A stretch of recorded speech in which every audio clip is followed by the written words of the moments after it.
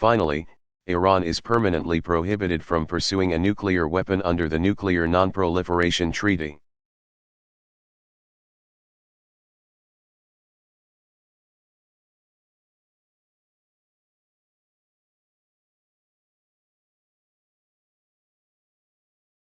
Which provided the basis for the international community's efforts to apply pressure on Iran.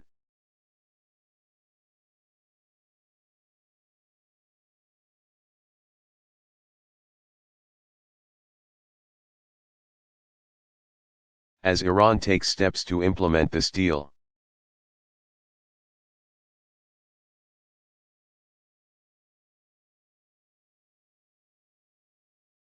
it will receive relief from the sanctions that we put in place because of Iran's nuclear program, both America's.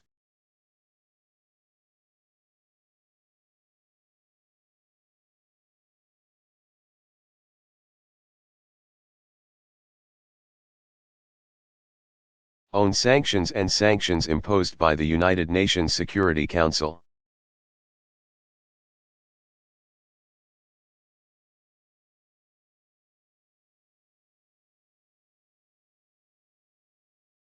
This relief will be phased in.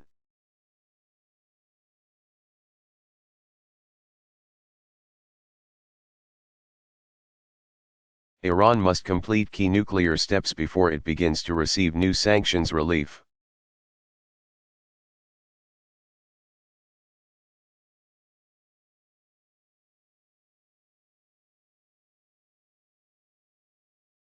And over the course of the next decade, Iran must abide by the deal before additional sanctions are lifted.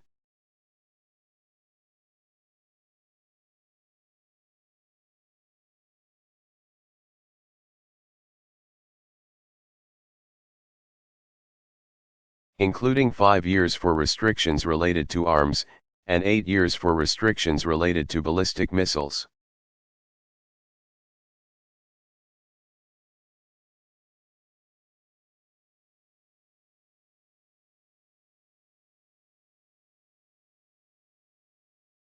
All of this will be memorialized and endorsed in a new United Nations Security Council resolution.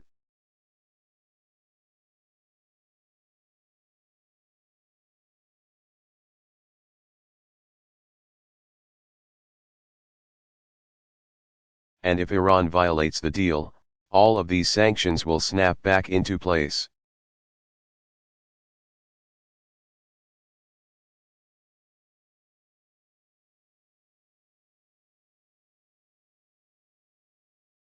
So there's a very clear incentive for Iran to follow through.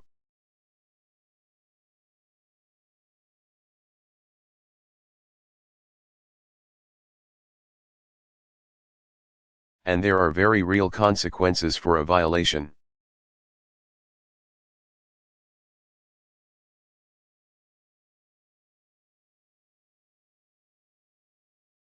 That's the deal.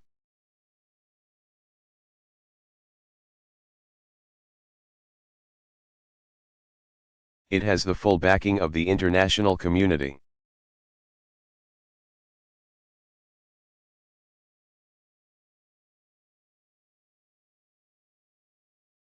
Congress will now have an opportunity to review the details.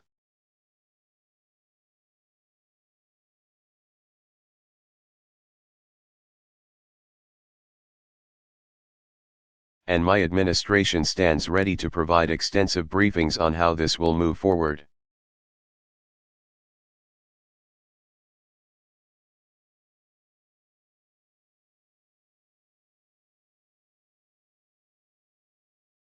As the American people and Congress review the deal, it will be important to consider the alternative.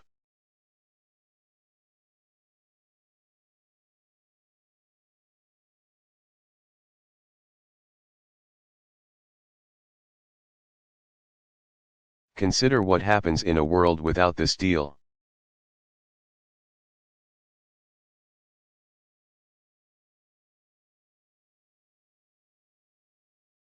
Without this deal, there is no scenario where the world joins us in.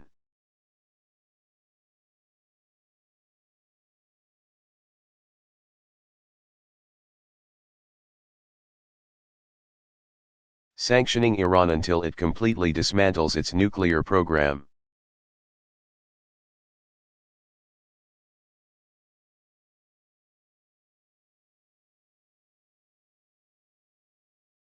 Nothing we know about the Iranian government suggests that.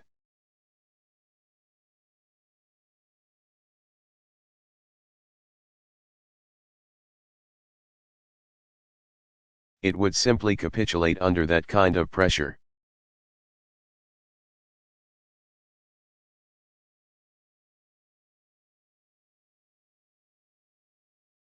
And the world would not support an effort to permanently sanction Iran into submission.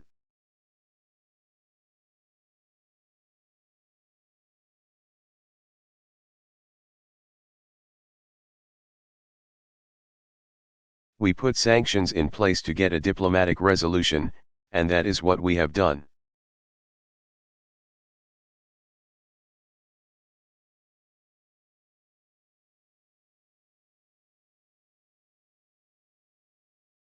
Without this deal, there would be no agreed upon limitations for the Iranian nuclear program.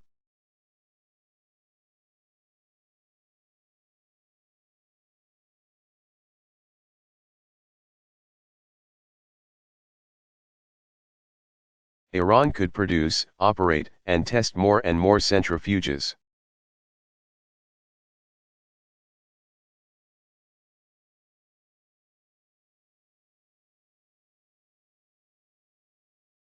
Iran could fuel a reactor capable of producing plutonium for a bomb.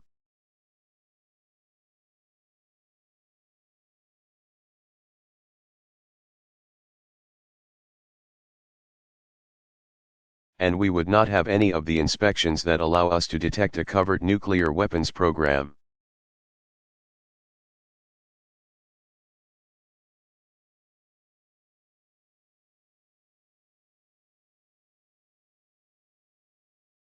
In other words, no deal means no lasting constraints on Iran's nuclear program.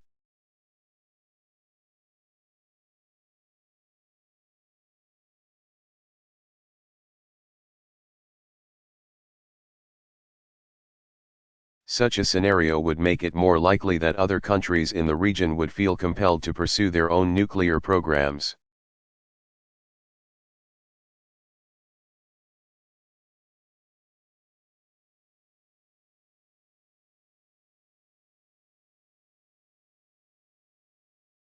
Threatening a nuclear arms race in the most volatile region of the world.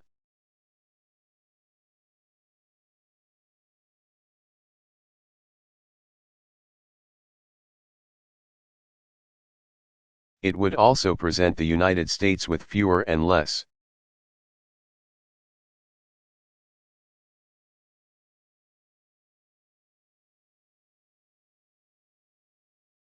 effective options to prevent Iran from obtaining a nuclear weapon.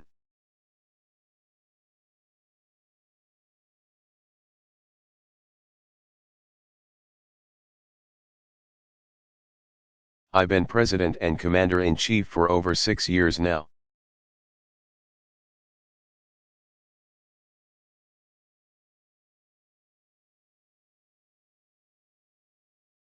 Time and again, I have faced decisions about whether or not to use military force.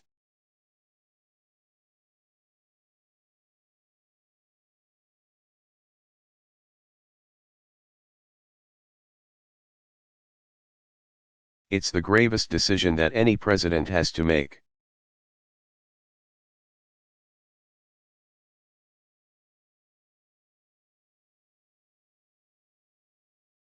Many times, in multiple countries, I have decided to use force.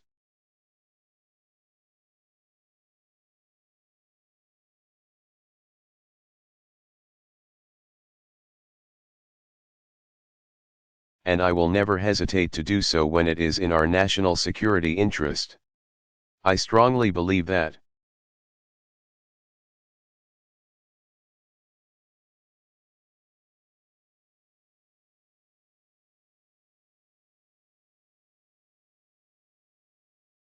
Our national security interest now depends upon preventing Iran from obtaining a nuclear weapon which,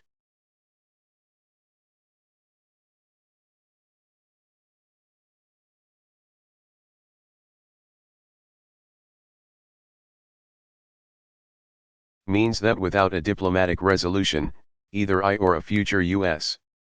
president would face a decision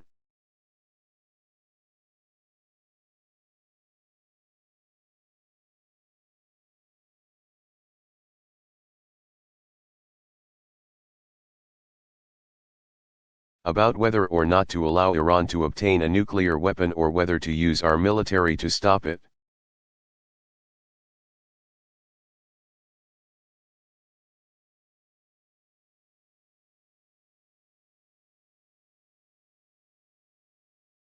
Put simply, no deal means a greater chance of more war in the Middle East. Moreover,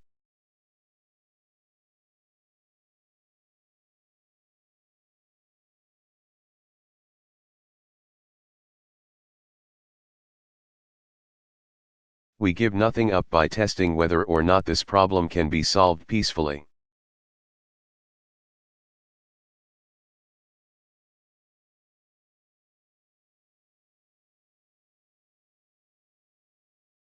If, in a worst-case scenario, Iran violates the deal, the same options that are available to me.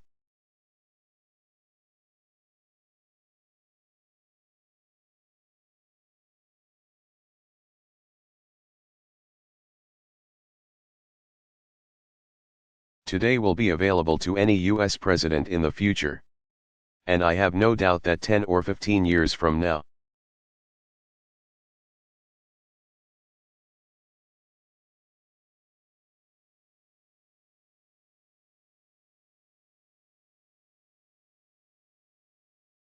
the person who holds this office will be in a far stronger position with Iran further away.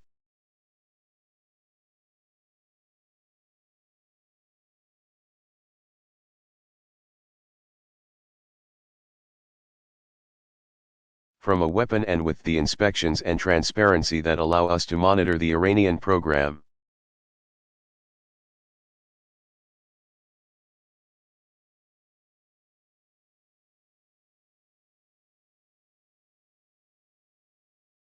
For this reason, I believe it would be irresponsible to walk away from this deal.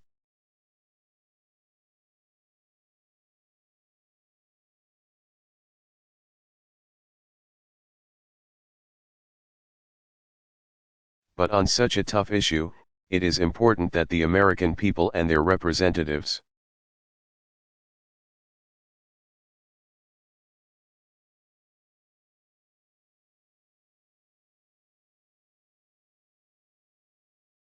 in Congress get a full opportunity to review the deal. After all,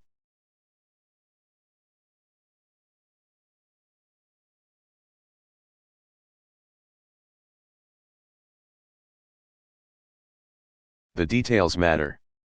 And we've had some of the finest nuclear scientists in the world working through those details.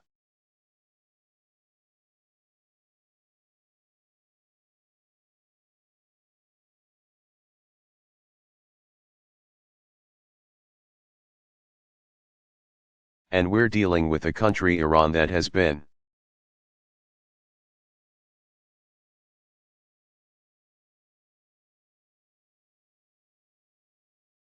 a sworn adversary of the United States for over 35 years.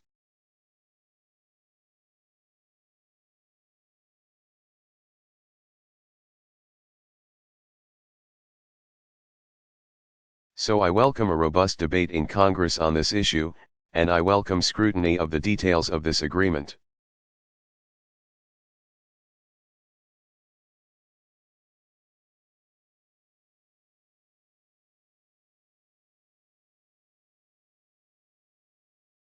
But I will remind Congress that you don't make deals like this with your friends.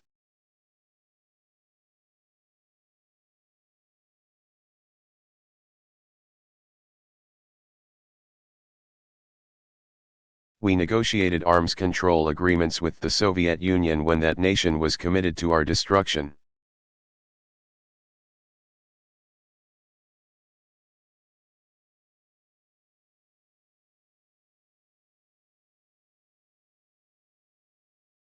And those agreements ultimately made us safer.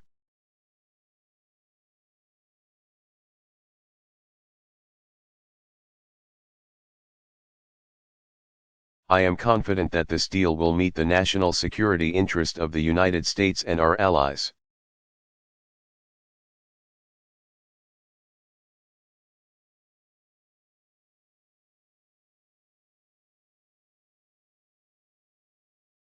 So I will veto any legislation that prevents the successful implementation of this deal.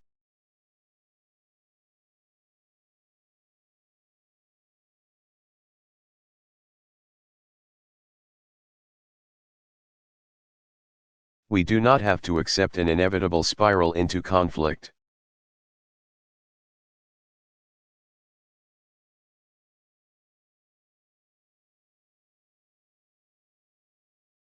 And we certainly shouldn't seek it. And precisely because the stakes are so high.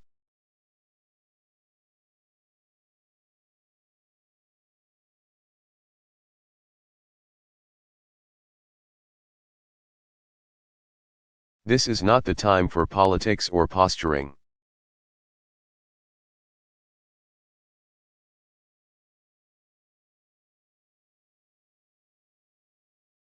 Tough talk from Washington does not solve problems. Hard-nosed diplomacy.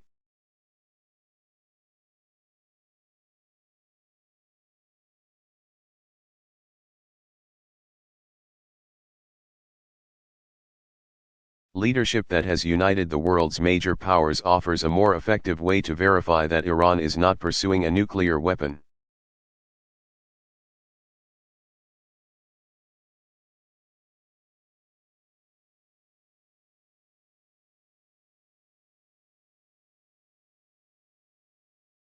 Now, that doesn't mean that this deal will resolve all of our differences with Iran.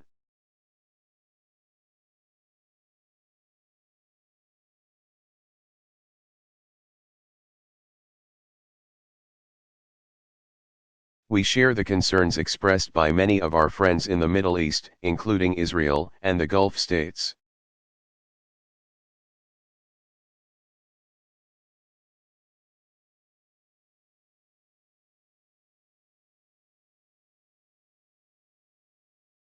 About Iran's support for terrorism and its use of proxies to destabilize the region.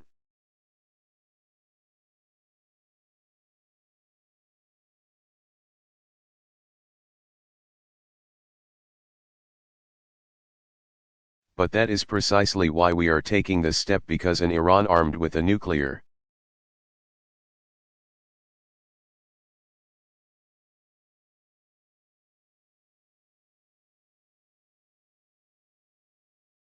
weapon would be far more destabilizing and far more dangerous to our friends and to the world.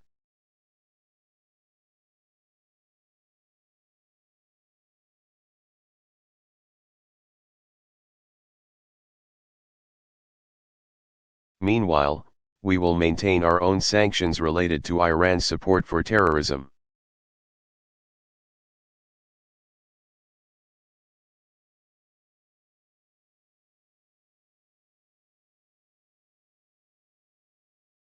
Its ballistic missile program, and its human rights violations.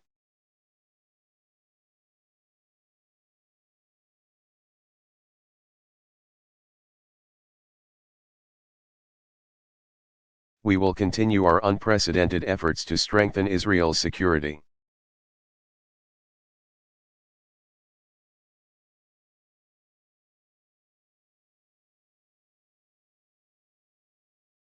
Efforts that go beyond what any American administration has done before.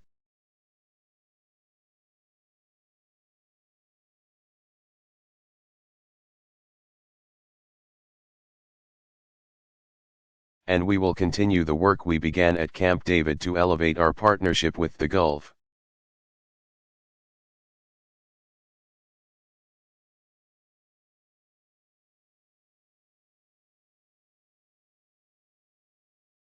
States to strengthen their capabilities to counter threats from Iran or terrorist groups like ISIL.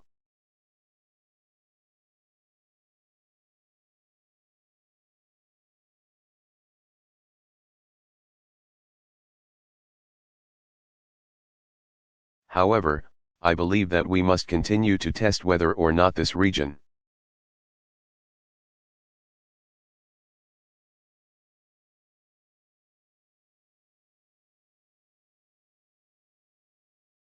which has known so much suffering, so much bloodshed, can move in a different direction.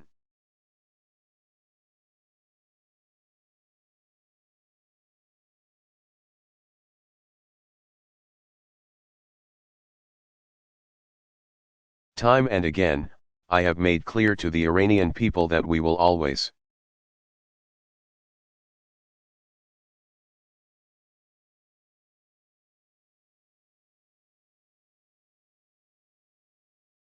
be open to engagement on the basis of mutual interests and mutual respect.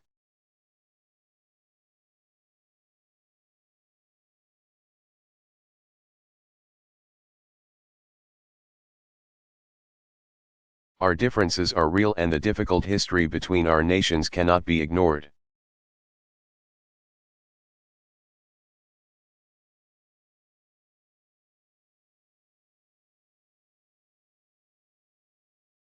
But it is possible to change the path of violence and rigid ideology.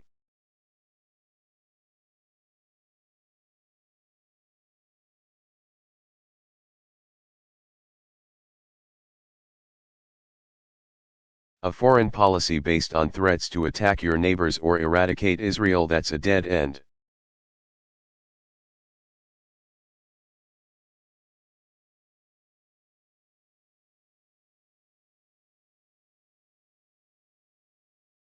A different path, one of tolerance and peaceful resolution of conflict.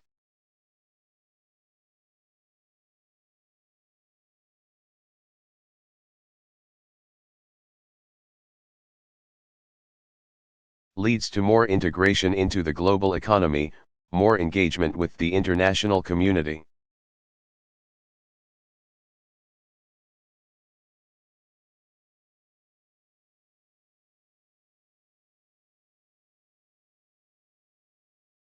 And the ability of the Iranian people to prosper and thrive.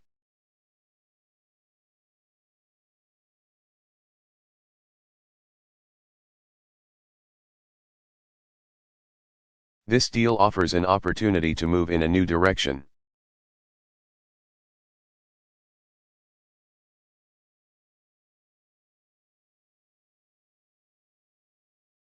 We should seize it.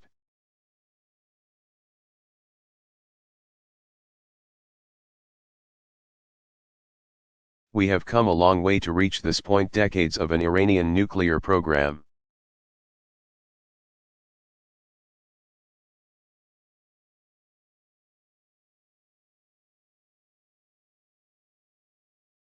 Many years of sanctions, and many months of intense negotiation.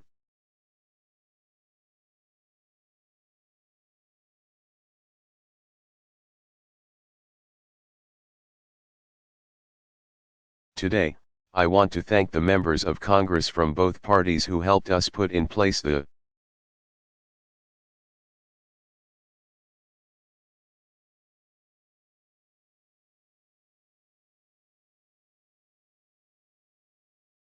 sanctions that have proven so effective, as well as the other countries who joined us in that effort.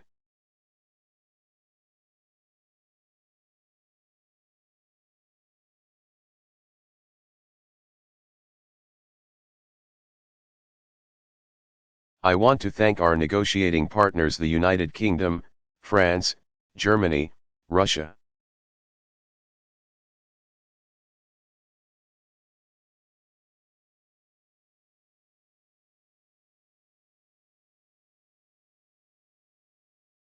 China, as well as the European Union for our unity in this effort.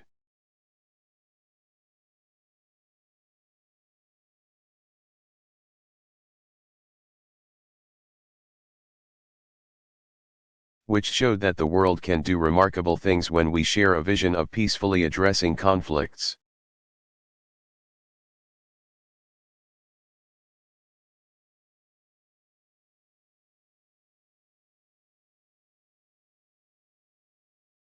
We showed what we can do when we do not split apart.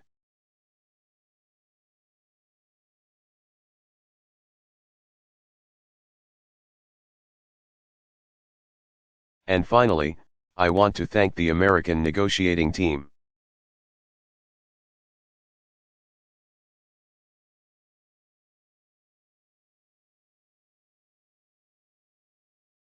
We had a team of experts working for several weeks straight on this.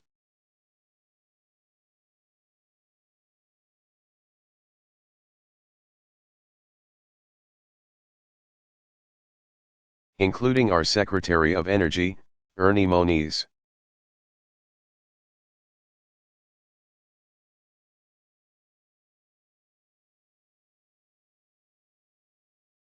And I want to particularly thank John Kerry, our Secretary of State.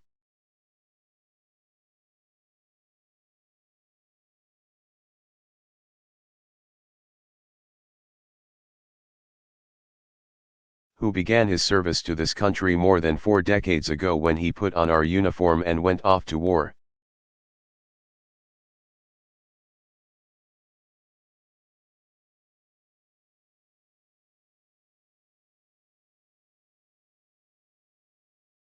He's now making this country safer through his commitment to strong, principled American diplomacy.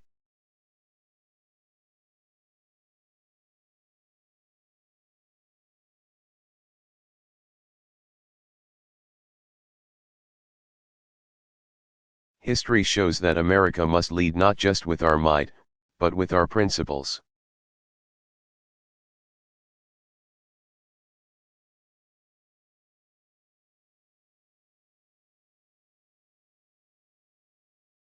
It shows we are stronger not when we are alone, but when we bring the world together.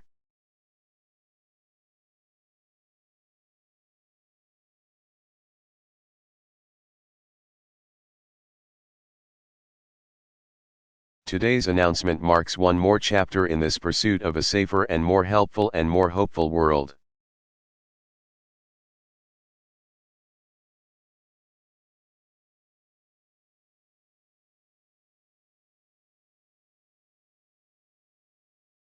Thank you.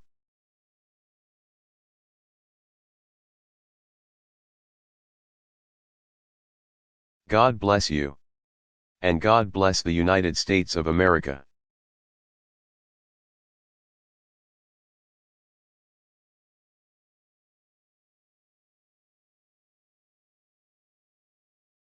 The lesser known of the two anti-metaboles in John F.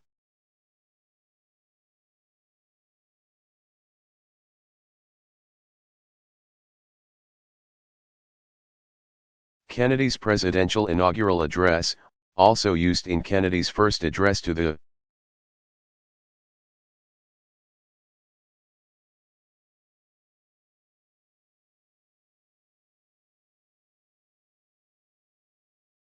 United Nations General Assembly.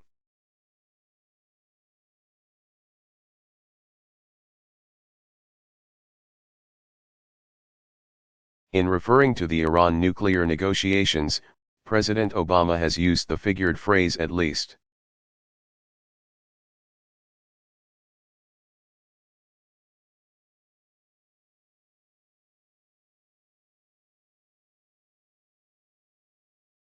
Two times in his presidential speeches. Edward Kennedy Institute dedication address on March 30, 2015.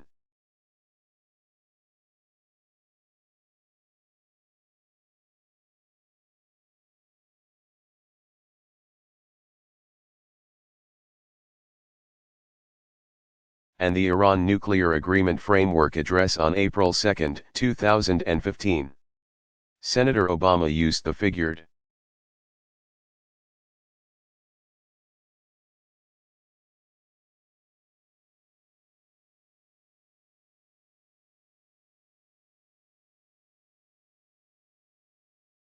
phrase in reference to the Iraq War in a 2006 address at the Wilson International Center for Scholars.